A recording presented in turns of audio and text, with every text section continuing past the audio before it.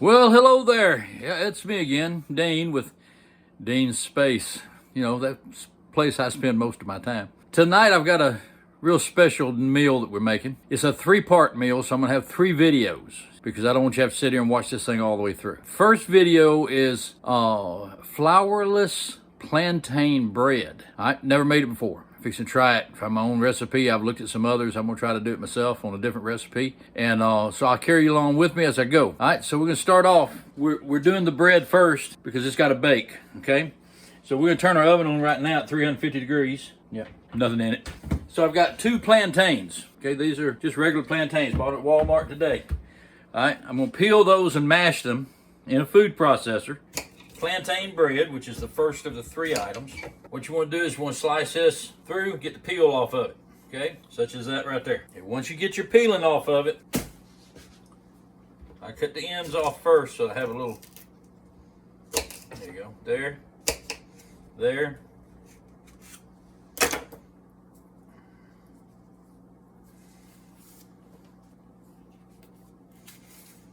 Now, in case you're wondering why I'm making plantain bread, I'm sure somebody has already thought of that question and wants to try to send it to me, but I'm gonna try to answer that right now. My wife does not eat bread.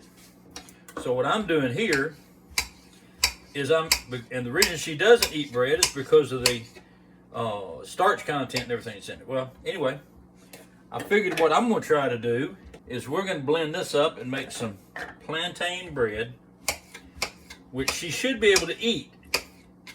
She can eat plantains, and she doesn't really care a lot for it, but just by themselves. So I figured what I was going to do is I would try this tonight and see what she thinks. So we start off with our 2. We start off with 2 of them. We're putting them in our Ninja blender. Oops, you got to put top on first. All right, we'll put them in our food processor. And this is a Ninja unit. You can see that right there, okay? Now, chop that up just a little bit. I don't want to chop it too much yet.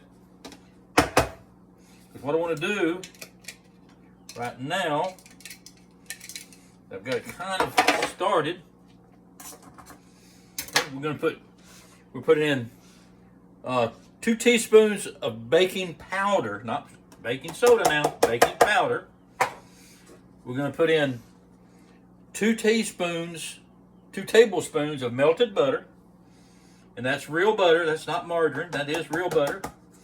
We're putting in 2 eggs. And I'm going to break these eggs over here. So if I do get a shell in there, I can get it out before I get it in the mix. Look right quick. Nope, I see a shell. Got it. All right, that's 1.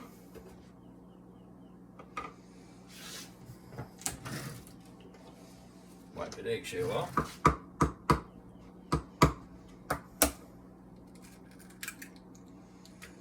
And that's going to be number 2. Okay. All right, now I'm going to put I'm going to use about 1/4 teaspoon of Mrs. Dash. Okay, there we go. I'm going to use about 1/4 teaspoon, a heavy 1/4 teaspoon of Mrs. Dash. Now Mrs. Dash has got my garlic, it's got my onion, it's got some sesame seed, it's got poppy seed. Okay, so it's got practically everything I could want in my bread. I don't want to add a whole lot of flavor to it yet.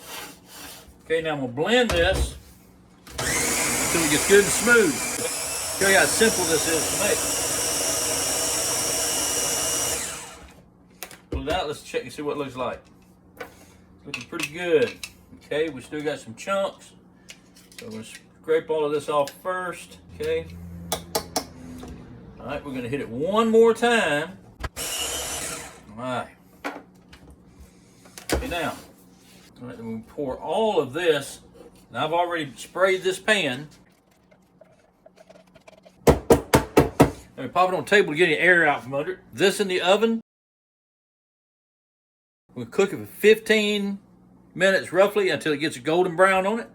And we'll take it off. We're going to let it set and cool while we're cooking something else. 350 degrees. When it beeps to tell me we're through with that, we'll come back over here and check it, okay? All right. Now I'm fixing to start on the second part, which will also be the next video, okay? That's going to be rotisserie chicken, my charbroil Big Easy turkey fryer. Smokeless turkey fryer, which means I can cook just about anything in it. I'm fixing to cut up my chicken, then we'll go from there. Okay, I just took bread out of the oven. This is what it looks like. You can see right around the edges. Let me get a little closer for you. See what's browned around the edges? It's kind of a golden brown on top, light golden brown. We're gonna let that cool off before we even break it out.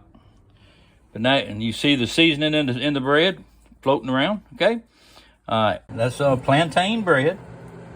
You can turn it over. See, that's what it looks like on the bottom, the edges. It's nice and done. It springs back. You hit the top of it, springs back like it's supposed to. All right, I'm fixing to slice it, and we'll see what it looks like. All right, here we go. Let's try slicing this. Hey, folks.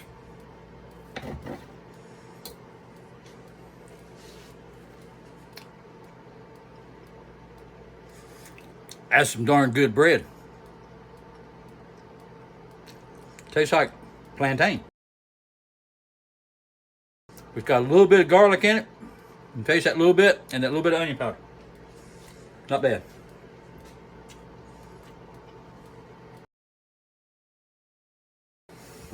When I go to serve this, I'm actually going to serve it in the bowl with the soup.